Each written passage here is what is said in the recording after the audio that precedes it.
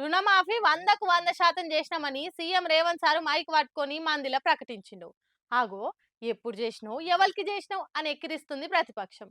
అయిపోయిందనుకున్న రుణమాఫీ పంచాది ఇంకా పచ్చిగానే ఉంది పోన్రి. 2 లక్షల రుణమాఫీ సంపూర్ణంగా అయిపోయిందని సగర్వంగా ప్రకటించును ముఖ్యమంత్రుల వారు. అసలు 2 లక్షలు తీసుకొని రైతులే లేరని వ్యవసాయ మంత్రి తుమ్మల గారు ఎలుగెత్తి చాటుతుండ్రు. కానీ ప్రతిపక్షం మాత్రం ఏడిచ్చినవో ఎవరికిచ్చినవో బహిరంగ చర్చకు సిద్ధమా, ఊర్ల పొంటి పోయి అరుచుకుందాంపా అని సవాల్ ఇసురుతుంది. అన్ని వేల కోట్లు ఇన్ని వేల కోట్లని నంబర్లు చెప్పి మత్పరిచ్చుడు తప్ప 100% ఏడైందో చూయించాలే అంటుర్రు. ఊర్ల పొంటి రుణమాఫీ గాని రైతన్నలతోటి మాట్లాడిచ్చి ఆధారాలు బయట పెడుతుండ్రు. ఇగో గీ రైతన్న చూడరాదురి రుణమాఫీ కాలేదని ఆఫీసర్ల మీద ఎట్లా గరమైతుండో.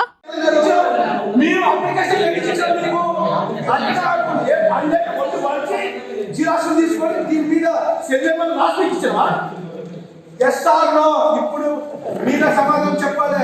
మీరు ఈ కాగితం మీద ఎందుకు తీసుకున్నారు? దీని మీద మీకు సెటిల్మెంట్ ఉంటాయి. మీకు ఆలోచన ఒక అప్లికేషన్ మీద సెటిల్మెంట్ ఉన్నాయి కదా. Yes or no. మీరు డ్యూటీ మీరు సరిగ్గా చేయలేదు. మీరు మాకు ఫోన్ చేయాలి. మీరు ఎంతమందికి చేసిన ఫోను మాకు రుణమాఫీ కాలేదు. ఈ కథ ఇట్లుందా? నిజామాబాద్ లో సుమన్ అనే రైతును ప్రభుత్వ ఉద్యోగి అని పట్టా పాస్బుక్ల పేరెక్కిస్తే ఉద్యోగి అని రుణమాఫీ ఎగ్గొట్టిండ్రు. దీంతో బాధితుడు నాకు ఉద్యోగం అని ఇయ్యుండ్రి లేదంటే రుణమాఫీ అన్న చేయుండ్రి, మీరు చేసిన తప్పులకు నేను బలి కావాలనా అని అడుగుతుండు. ఇట్లా ప్రతిపక్షం వాళ్ళు మస్తు మంది బాధిత రైతుల గోసలను చూయిస్తుండ్రు. కానీ అధికార పార్టీ మాత్రం అందరికీ రుణమాఫీ అయిపోయినట్టే అన్ని లెక్కలు చూయిస్తుంది. ఈ పంచాది ఇంకెంత సాగుతుందో చూడాలి.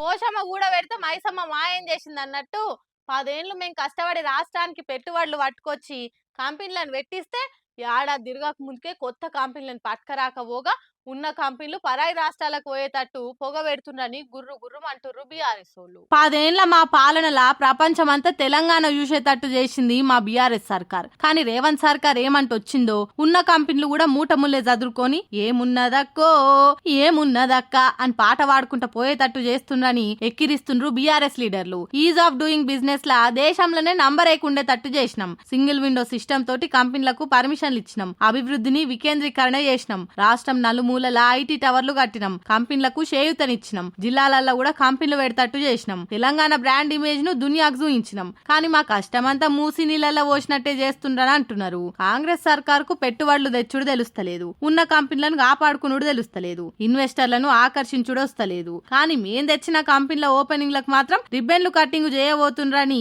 ఎడ్డిస్తుండ్రు. మీ రాజకీయాలతోటి హైదరాబాద్ ఇమేజ్ ను నాశనం పట్టించిండ్రు. రాజకీయ అస్థిరత వరుసలొల్లి పంచాదులతోని పెట్టుబడిదారుల మనసు ఇరిగేటట్టు చేసి మన కాడ నుంచి వేరే రాష్ట్రాలకు పోయేటట్టు చేస్తుండ్రని దెప్పి ఓడుస్తుండ్రు. మరి సర్కారోళ్ళు లెక్కలతోటి సహా ప్రతిపక్ష ఆరోపణలకు కౌంటర్ ఏమని ఇస్తారో లేదో చూడాలిగా.